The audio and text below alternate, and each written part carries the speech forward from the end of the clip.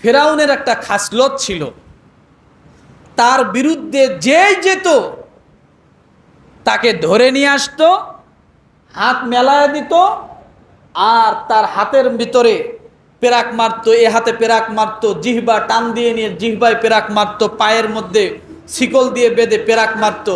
আল্লাহ বলেন ওয়াফিরাউনা জিল আওতাদ, এই পেরাকওয়ালার কথা তোমরা শোনো। বিশ্বাস হয় কথাটা? বিশ্বাস হয়? হয় না? কোন সূরা? সূরা ফাজর 30 নম্বর পারায়। কত নম্বর আয়াত বলছি? কিন্তু এটা হয়তো বিশ্বাস হবে না, কিন্তু আপনি দেখেন ফেরাউনের উত্তরসূরিরা এখন আর পেরাক মারে না, পেরাক মারছিল না। ফেরাউনের উত্তরসূরিরা মানুষ সামনে দেখলেই, মতের বিরুদ্ধে গেলেই শুধু গুলি চালাইতো। কি চালাইতো? কি চালাতো? কি চালাতো? গুলি চালাতো। আল্লাহ বলেন ওয়াফিরাউনা জিল আওতাদ, তোমরা পেরাকওয়ালার কথা শোনো। তাহলে এবার আমরা একটু শুনি নাকি? শেষ করে দিব? শেষ করব? সমস্যা নাকি? আল্লাযীনা তাগাউ ফিল বিলাদ, 11 নম্বর আয়াত সূরা ফাজর। যারা দেশে দেশে অবাধ্যতা প্রদর্শন করেছিল। অনেক ফেরাউন আছে, আসলে ফেরাউনের নাম আসলেই ফেরাউন না, এটা তার লকব। কি বলেন তো? দেশের প্রধানকে ফেরাউন বলা হতো। কি বলা হতো? কি বলা হতো? ফেরাউন। নমরুদও কিন্তু ফেরাউন ছিল। যারা দেশে দেশে, যেহেতু দেশে দেশের কথা আল্লাহ বলছেন, যারা দেশে দেশে অবাধ্যতা প্রদর্শন করেছিল। এরপরে ফজরের 12 নম্বর আয়াতে বলেন ফাআকসারু ফিহাল ফাসাদ, এবং তাতে ব্যাপক অশান্তি বিস্তার করেছিল। কি করেছিল?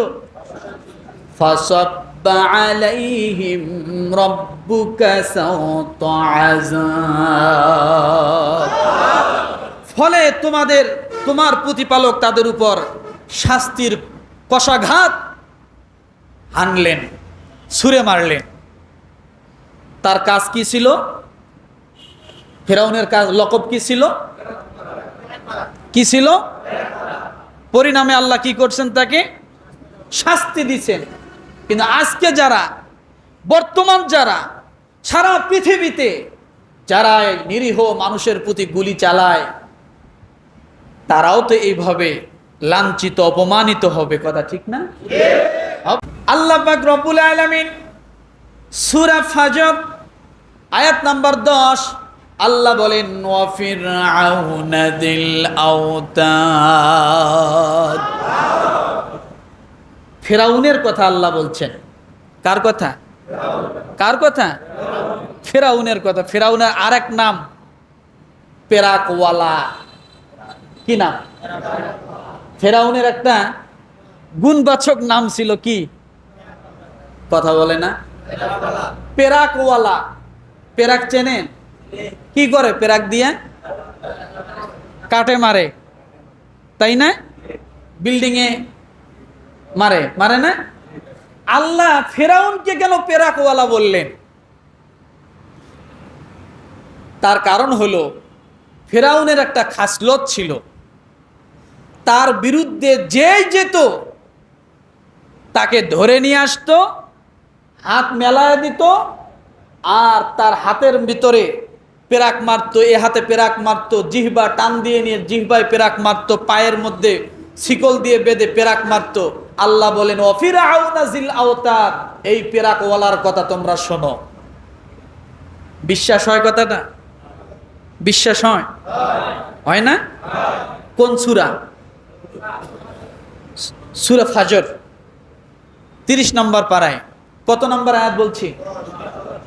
কিন্তু এটা হয়তো বিশ্বাস হবে না, কিন্তু আপনি দেখেন ফেরাউনের উত্তরসূরিরা এখন আর পেরাক মারে না, পেরাক মারছিল না। ফেরাউনের উত্তরসূরিরা মানুষ সামনে দেখলেই, মতের বিরুদ্ধে গেলেই শুধু গুলি চালাইতো।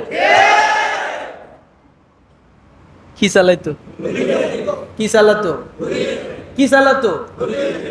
গুলি চালাতো। আল্লাহ বলেন ও ফিরআউনা জিল আওতাদ, তোমরা পেরাকওয়ালার কথা শোনো। তাহলে এবার আমরা একটু শুনি নাকি? শেষ করে দিব?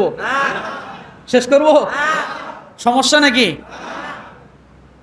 আল্লাযীনা তাগাউ ফিল বিলাদ, 11 নম্বর আয়াত সূরা ফাজর। যারা দেশে দেশে অবাধ্যতা প্রদর্শন করেছিল। অনেক ফেরাউন আছে, আসলে ফেরাউনের নাম আসলেই ফেরাউন না, এটা তার লকব। কি বলেন তো? দেশের প্রধানকে ফেরাউন বলা হতো। কি বলা হতো? কি বলা হতো? ফেরাউন। নমরুদও কিন্তু ফেরাউন ছিল। যারা দেশে দেশে, যেহেতু দেশে দেশের কথা আল্লাহ বলছেন, যারা দেশে দেশে অবাধ্যতা প্রদর্শন করেছিল। এরপরে ফজরের 12 নম্বর আয়াতে বলেন ফাআকসারু ফিহাল ফাসাদ, এবং তাতে ব্যাপক অশান্তি বিস্তার করেছিল। কি করেছিল? ফাসাব্বা আলাইহিম রাব্বুকা সাওতা আযাব, ফলে তোমার প্রতিপালক তাদের উপর শাস্তির কষাঘাত হানলেন, ছুঁড়ে মারলেন। তার কাজ কি ছিল? ফেরাউনের কাজ, লকব কি ছিল? কি ছিল? পরিণামে আল্লাহ কি করছেন? তাকে শাস্তি দিচ্ছেন। কিন্তু আজকে যারা, বর্তমান যারা সারা পৃথিবীতে যারা নিরীহ মানুষের প্রতি গুলি চালায়, তারাও তো এইভাবে লাঞ্ছিত, অপমানিত হবে। কথা ঠিক না? হবে কি হবে না? হবে কি হবে না? সেটা হতে পারে বাংলাদেশের সর্বশ্রেষ্ঠ ধনী, সেটা হতে পারে বাংলাদেশের রাষ্ট্রপ্রধানের সবচেয়ে বড় উপদেষ্টা, কিন্তু আল্লাহ এত লাঞ্ছনা দিয়েছেন, হাতের মধ্যে রশি বেঁধে আল্লাহ তাকে সবচেয়ে জিল্লতি দিয়েছেন। কথা ঠিক? সবচেয়ে বড় জিল্লতি এর থেকে আর হতে পারে না। একটা রাস্তার ফুটপাতের ফকির মিসকিনের দাম আছে, নিরীহ অসহায় মানুষের দাম আছে, কিন্তু ওর ওই সময় কুকুরের চেয়েও নিকৃষ্ট হয়েছিল। আল্লাহ পারে কি পারে না? আল্লাহ পারে কি পারে না? আল্লাহ সব পারে। সম্পদ থাকলে ইজ্জত থাকে না, সম্পদ থাকলে সম্মানিত হওয়া যায় না, টাকা থাকলে ইজ্জতওয়ালা হওয়া যায় না। আল্লাহ যাকে পারেন শূন্য থেকে, জিরো থেকে হিরো করতে পারেন, আবার আল্লাহ হিরো থেকে একেবারে জিরো নামায় দিতে পারেন। কথা ঠিক না? পারেন কি পারেন না? দেখেন নাই আপনারা? এগুলা থেকেই শিক্ষা আমাদের, এগুলা থেকেই শিক্ষা। হাজার হাজার কোটি টাকার মালিক, কি কোথায় গেল সম্মান? কোথায় গেল সম্মান? যার কথায় পুরা দেশ এপিঠ থেকে ওপিঠ হতো আইনের দিক থেকে, কোথায় গেল সম্মান? এখান থেকে শিক্ষা আপনাদেরও আছে, আমারও আছে। গর্ব অহংকার করলেই চলবে না, সামান্য কিছু টাকার মালিক হলে চলবে না, ভালো ব্যবসা থাকলেই অহংকার করা যাবে না। মানুষকে মানুষ মনে করুন। যদি মানুষকে আপনি মানুষ মনে করতে না পারেন, আল্লাহ অমানুষের কাতার আপনাকে নিয়ে এইভাবেই শাস্তি দিবেন। কথা ঠিক না? আমার ভাইরা, এ শিক্ষা সবারই, এ শিক্ষা সবারই। নদীর একুল গড়ে অকুল ভাঙ্গে, এই তো নদীর খেলা। সকালবেলার ধনী রে তুই, সকালবেলার বাদশা রে তুই, ফকির সন্ধ্যাবেলা। শুধু কথাটা শুনেই গেছেন, আজকে কথাটার বাস্তব একেবারে চোখে আঙ্গুল দিয়ে আল্লাহ সবাইকে দেখায় দিচ্ছে। এখান থেকে আমাদের শিক্ষা, টাকা থাকলে ইজ্জত হয় না, ইজ্জতের মালিক আল্লাহ। আর ইজ্জত পাওয়ার জন্য বিকলবিং সালিম হতে হবে, স্বচ্ছ হৃদয়ের প্রয়োজন। কি প্রয়োজন? অসুস্থ হৃদয় নিয়ে কেউ ইজ্জতওয়ালা হতে পারে না। হয়তো সামান্য কিছুদিনের জন্য, কিন্তু এর লাঞ্ছনা, গঞ্জনা, অপমান অবশ্যই এক সময় আসে না আছে। এটা আল্লাহর ওয়াদা। সে মরার আগে অবশ্যই সে লাঞ্ছিত হবেই, আল্লাহ তাকে মরার আগে লাঞ্ছিত করবেই।